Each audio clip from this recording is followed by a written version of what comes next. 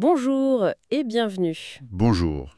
Alors aujourd'hui, on va se plonger dans un entretien d'Éric Zemmour, le président de Reconquête, qui est passé sur BFM TV il y a pas longtemps. Oui, un entretien qui a pas mal fait parler. C'est ça. Et notre source, c'est la transcription vidéo qui vient directement de sa chaîne YouTube. Donc on est à la source. Exactement. Et l'objectif, bon, c'est d'essayer de décrypter un peu sa vision de la situation politique en France, de voir comment il voit la crise, ce qu'il propose comme solution, notamment sur l'économie et le social. Et puis sa vision des alliances à droite aussi, hein, c'est un point clé chez lui. Oui, tout à fait. Comment il perçoit les dynamiques au sein de la droite française, tel qu'il l'a exprimé là dans cet échange précis. Bon, accrochez-vous un peu parce que c'est dense. On va parler crise des institutions, immigration, économie, alliance. Allez, on y va, on décortique tout ça. Pour démarrer, le constat qu'il fait de la France, il est quand même assez noir, non? Ah oui, oui, c'est un tableau très sombre. Il parle carrément d'une crise politique majeure, et même il agite le spectre d'une crise de régime. Il fait même un parallèle avec la quatrième République. C'est ça. Pour lui, on serait un peu revenu à cette instabilité chronique, le régime des partis, les gouvernements qui durent pas, l'incapacité à décider, et puis bon, une classe politique un peu nombriliste, quoi. Et il explique ça comment? Il donne des raisons à cette situation? Oui, il en avance trois principales, selon son analyse en tout cas. D'accord, alors la première. C'est quelque chose d'assez ancien, j'ai cru comprendre. Faire alliance avec Jean-Marie Le Pen. Ah oui, et la conséquence selon lui? Ben, ça aurait poussé la droite qu'on appelle classique, hein, le RPR, l'UDF et aujourd'hui les Républicains, à glisser vers le centre. Et ça expliquerait, d'après lui toujours, les alliances qu'on voit maintenant avec ce qu'il appelle la Macronie, voire même avec les socialistes. Hmm, Une lecture sur le temps long. Et la deuxième raison, vous disiez? Plus démographique. Tout à fait. Là, il met en avant ce qu'il décrit comme une immigration massive, depuis cette même période, des gens venus du sud, de culture musulmane, dit-il, et il ajoute que, selon lui, ils refusent majoritairement de s'assimiler. Et ça, politiquement, ça change quoi d'après lui? Bah, pour lui, ça a complètement redéfini le clivage politique principal. On ne serait plus sur un clivage social classique, ouvrier contre patron, les impôts, tout ça, On est plutôt identitaire. plutôt sur un clivage identitaire. La question centrale, ça serait devenu est-ce que les Français resteront majoritaires sur leur sol? C'est très direct. Et il positionne les partis comment là-dedans? Alors, il voit la France insoumise comme le parti de cette immigration et son propre parti, Reconquête, comme le défenseur des Français qui veulent préserver l'identité française, telle qu'il l'a définie bien sûr.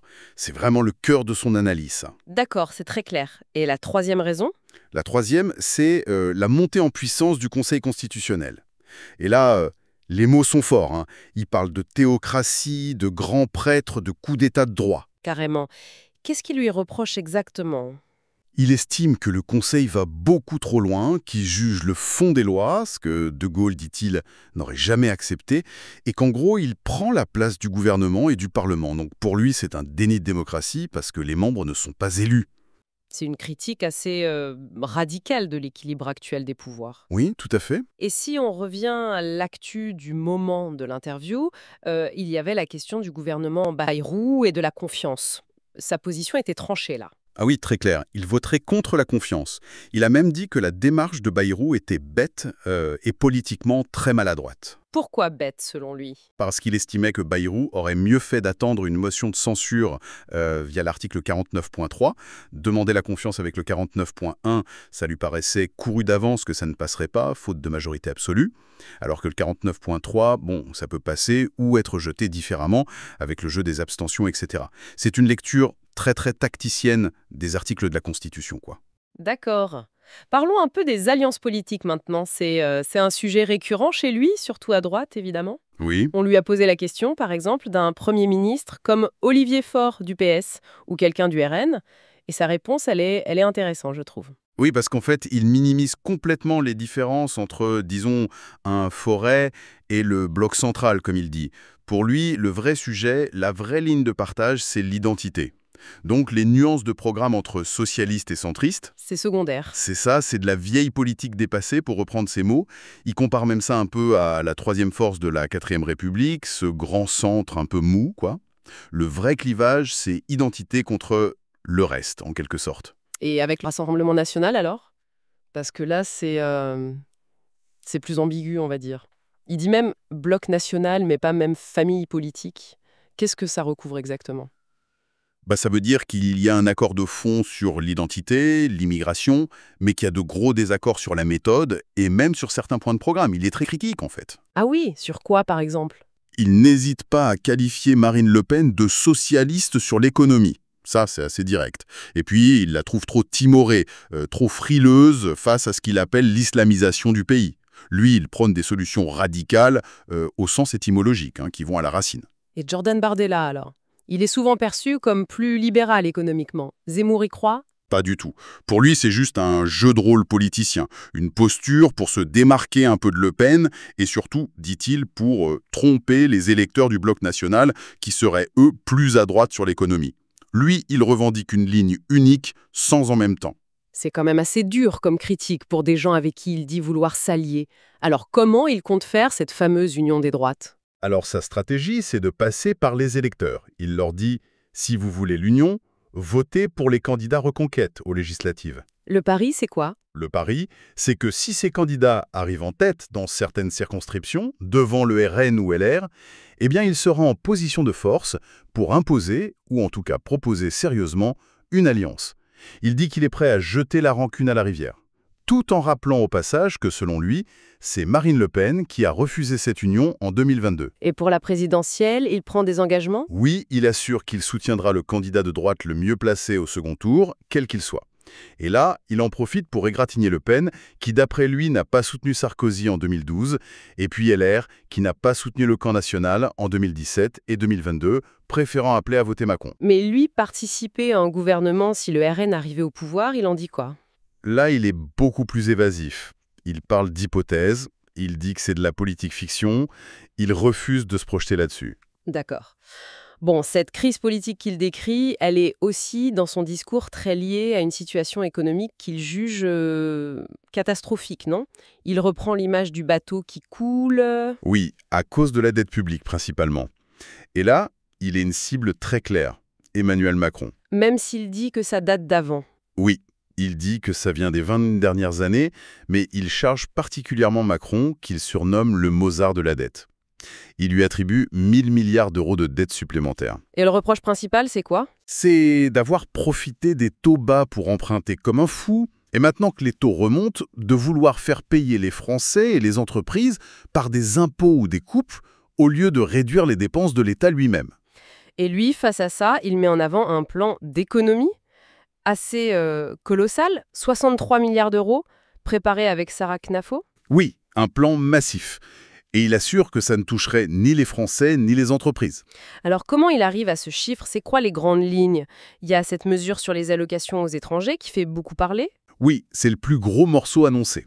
Entre 15 et 20 milliards d'euros par an, selon ses calculs, en supprimant les allocations dites non contributives aux étrangers, c'est-à-dire celles pour lesquelles on n'a pas besoin d'avoir cotisé.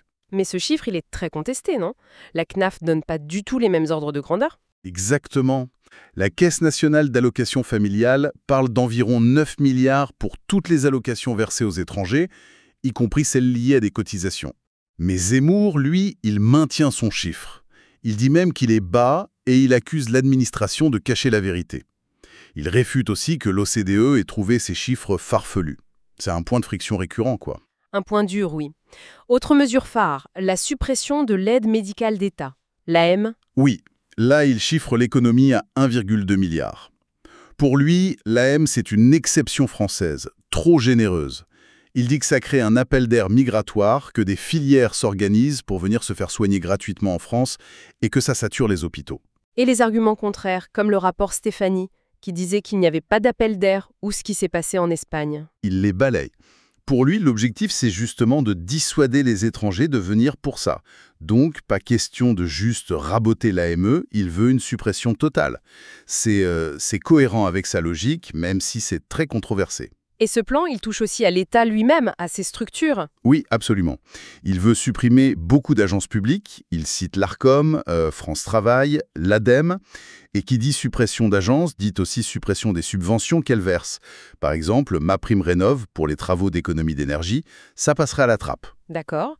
Et il y a d'autres coupes précises? Oui, il parle de supprimer les subventions aux énergies renouvelables, 8 milliards selon lui, et aussi de supprimer les financements de ce qu'on appelle la politique de la ville, pour 8 milliards également.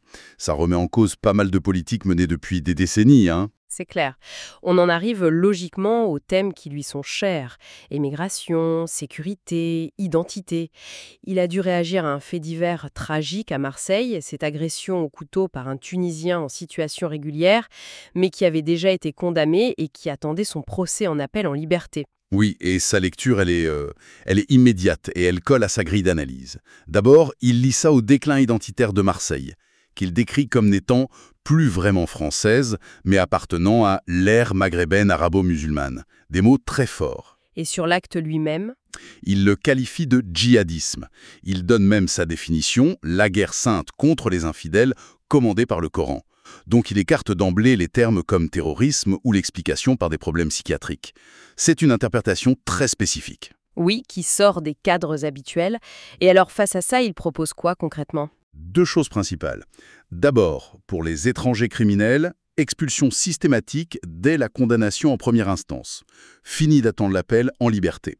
Ou alors, au minimum, s'assurer qu'il reste en prison pendant l'appel. Il dit que l'agresseur de Marseille, sous sa présidence, n'aurait plus été en situation régulière après sa première condamnation.